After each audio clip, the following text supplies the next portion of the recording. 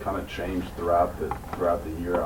First of all, where are you comfort level with the group you have now? But also Spencer Ware, pass protection seems to be getting it. Is that a major reason we're seeing a lot of snaps with them? One thing I will say, we've had some guys that have been injured, but when it's all said and done, we've had guys that have stepped up. So we like for them to be a little bit more consistent and a little bit more productive, yes. But at the end of the day, these guys are doing a heck of a job of preparing. Okay, they're going out and doing what we're asking them to do, and they're playing hard. All right, that's the things that are very, very important. Spencer's done a heck of a job since he's been back. Spencer's always been one of those guys we've counted on as a complete football player. Does a great job in protection, does a great job of running the ball, and he has pretty good hands out of the backfield. So Spencer's been a great addition since he's been back. How much does the dynamic in that backfield change once Damian Williams is able to go full go? I mean, it changes a lot because he brings a lot to the table. But we just want to make sure we're evaluating, and I'm sure Coach will make a decision on this weekend of what's going to happen and, how much he's going to play. Once he is healthy, is he going to be the full-bore starter again, or is this pretty much still like a running back by committee approach? I mean, we'll have that discussion when that time comes up. Right now, we're just saying, hey, you know what? Next man is up. Let's go play. Let's make sure all of our guys are on board and whatever it's going to take to win. Ideally, would you like to have one guy sort of kind of take command of that spot?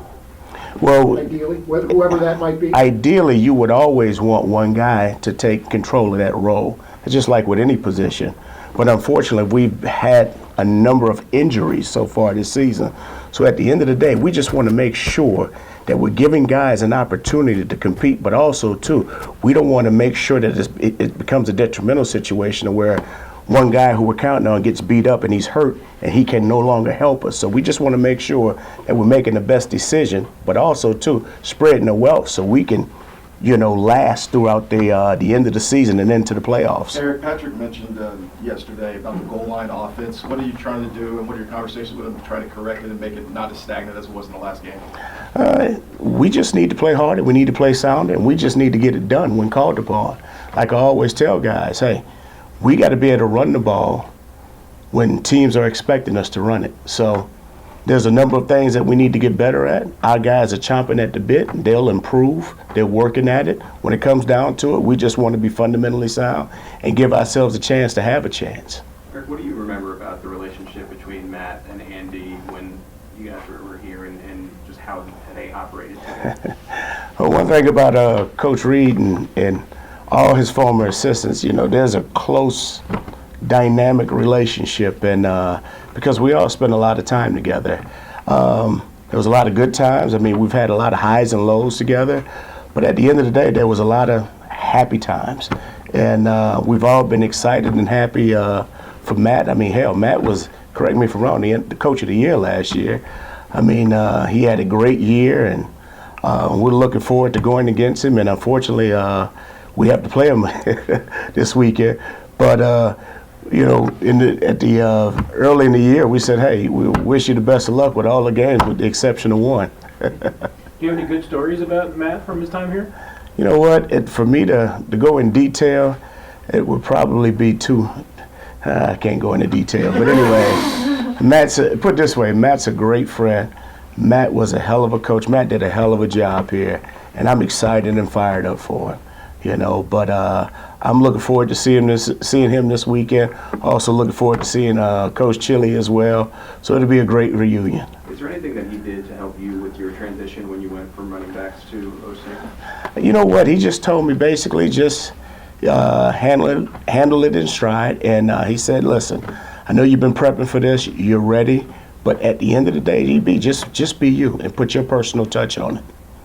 Coach, looking at McCall Hardman now making a Pro Bowl as a rookie, in your experience, how much of an impact does that have on him with motivation going forward to have this huge honor in such a short period of time? You know what? One thing I've shared with him, first and foremost, it's a blessing to have this opportunity to go out there and be nominated by his peers and fans to the Pro Bowl, but also to make sure that he doesn't utilize this in a negative way. It could be a blessing and a curse. At the end of the day, he still has to remain humble in who he is, but also understand the importance of continuing to work hard and not taking anything for granted.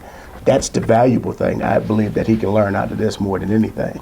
Coach, is there any different preparation going into this week with you and Andy as far as going up against Matt, someone who knows the game plan? You know what? I don't think there's an advantage or disadvantage either way. I think when it's all said and done with, we both are going to have our own unique game plans, and we just got to go out there and play. You know, we're not concerned about what they may know or what they may not know. The only thing that matters is that our guys go out there and play hard and play fast and play assignment sound ball for 60 consecutive minutes. Eric, as a former running back and as a guy who must understand all the protection calls for the quarterback, for the running sort of scheme that you have, is there a part of you that wishes more people knew how good Mitchell Schwartz is, or that his career may come down to the fact that he is considered maybe the best right tackle, but doesn't have the Pro Bowl accolade to sort of go along with it? You know what? I will say this, and I know Mitch didn't make it as on the roster. I know he's an alternate, but yeah, I do wish people knew exactly how good he was. And he's a hell of a player. He's a tremendous professional who shows up each and every day with the same hard hat on and the same work boots. And he just comes to work, and he doesn't take anything for granted. He's a very intelligent player. He's a hard worker. And yes, you wish that he can get more credit. But when it's all said and done with, I tell you this, Mitch knows how much we appreciate him. And I think that's more valuable than anything. And on top of that, as much as I would like to see Mitch receive the accolades and receive a first team vote to go to the Pro Bowl, Mitch will tell you, hey, the only thing that matters is us winning the Super Bowl. That's the most important thing to him.